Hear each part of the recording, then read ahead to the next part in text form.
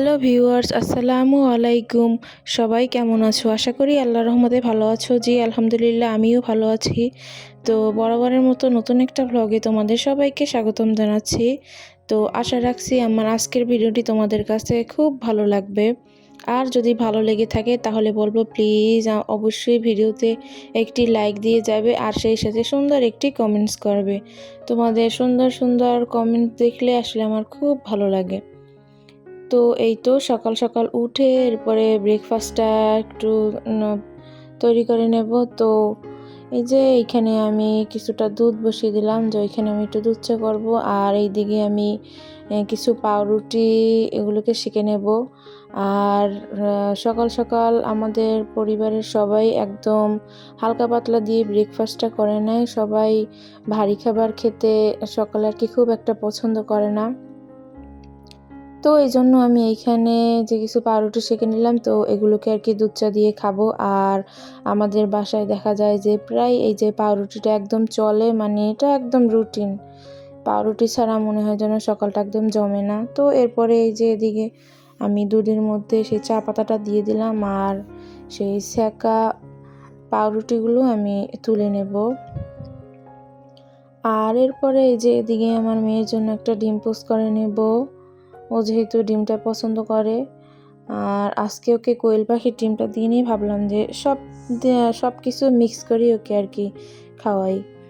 তো এরপরে চাগুলো হয়েছে, এরপরে এই যে চাগুলোকে একটু পরিবেশন করে নেব। তো এইখানে এই যে আমার জন্য আর আমার মেয়ের জন্য বেড়ে নিচ্ছিলাম প্রথমে। আর যেহেতু আমরা খুব তাড়াতাড়ি উঠছি এই জন্য আর কি আমরাই আগে নাস্তাটা করে নেব।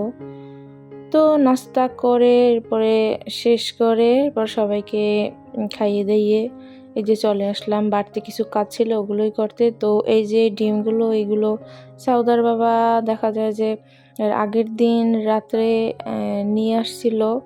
তো ওই দিন আর মনে চায়নি যে ডিমগুলো ধুয়ে রেখে, দেখা যায় যে সংসারের অনেক কাজ করতে করতে একদম ক্লান্ত লাগে শরীর। এরপরে এই যে কিছু বাড়তি কাজ থাকে একটু, আর এগুলো আমি যখন অবসর যদি একটু টাইম থাকে ওই সময় এই কাজগুলো করে নিই। তো ডিমগুলো একদম ভালো মতো পরিষ্কার করে নিলাম, যেহেতু ডিমের গায়ে প্রচুর পরিমাণে ময়লা থাকে।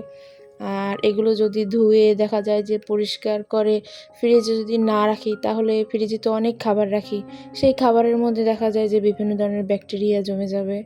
তো এই জন্য একদম ভালো মতো আমি ডিমগুলোকে পরিষ্কার করে এরপরে আমি এই যে একদম ফ্রিজে তাকের মধ্যে সুন্দর করে রেখে দেই। তো এরপরে এই যে ডিমগুলো আমি এক এক করে খুব সুন্দর করে গুছিয়ে নিচ্ছিলাম।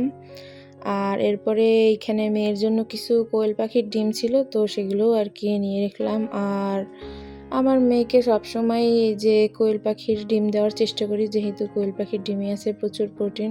আর এইদিকে এই যে আমার কিছু রেসিপি বানানোর জন্য কিছু উপকরণ ছিল সেগুলোই আর কি। আর এরপরে এই যে মেয়ের কাছে চলে আসলাম, ও একটু ডাক দিল। আর আমার মেয়েটার প্রচুর পরিমাণে জ্বর, খুবই অসুস্থ। এরপরে এই যে ওকে একটু টিভিটা চালিয়ে দিলাম। তো এরপরে এই যে সব কাজ বাজ টুকটাক সেরে এরপরে দুপুরের এই যে রান্নাটা করতে আসলাম। আর আজ দুপুরে খুব একটা বেশি কিছু রান্না করব না, একদম হালকার মধ্যেই সেরে নেব লাঞ্চটা। তো এই তো এইখানে কিছু শাপলা নিলাম, তো শাপলাগুলোকে আমি ভালো মতন একটু ঝাঁকিয়ে ধুয়ে নিচ্ছিলাম। আর আমাদের বাসার সবাই এই যে শাপলা চিংড়িটা খেতে খুব ভালোবাসে, তো ওই জন্য ভাবলাম যে আজকে একটু শাপলা রান্না করি। আর সাউদার বাবা একদম প্রায় শাপলাটা এনে থাকে। এরপরে এই যে চিংড়ি মাছগুলো একটু ভালো মতন কুটিয়ে নিচ্ছিলাম, যেহেতু শাপলা দিয়ে চিংড়ি মাছ দিয়ে রান্না করব। আর আমার কাছে সরি, এর মধ্যে এই যে সাউদার দাদু ভুল করে আসলে ডাক দিছিল, উনি বুঝতে পারেনি আমি যে এখানে ভয়েস দিছিলাম। তো ঠিক আছে, কোনো প্রবলেম নেই। আর আমার কাছে পরিবারের সবার জন্য এই যে এরকমের রান্না করতে ভালো লাগে। আর সবার কে কী পছন্দ করে ওইটাও আসলে আমার ভেবে আসলে রান্না করতে খুবই ভালো লাগে। তো এরপরে এই যে আমি ওইখানে চিংড়ি মাছটা দিয়ে একটু মশলাপাতি দিয়ে মশলাটাকে কষিয়ে নিয়ে এরপরে এই যে শাপলাটাকে রান্না করে নেব। তো শাপলাটা আমার এদিকে প্রায় হয়ে গেছে। আর এই তো একটু ঝোল ঝোল থাকছে, তো আমি একটুখানি চুলার আঁচটা বাড়িয়ে ঝোলটাকে টানিয়ে নেব।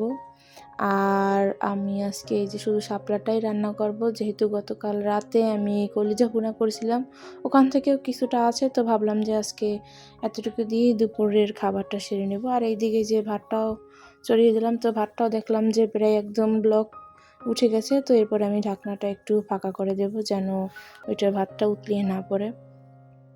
তো এরপরে এই যে প্রায় মধ্য দুপুরের টাইমে সবারই প্রচুর খিদে লাগছে, আর যেই পরিমাণ গরম, তো ভাবলাম যে একটু ঠান্ডা ঠান্ডা আম খেলে দেখা যাবে যে প্রাণটাও একদম জুড়িয়ে যাবে।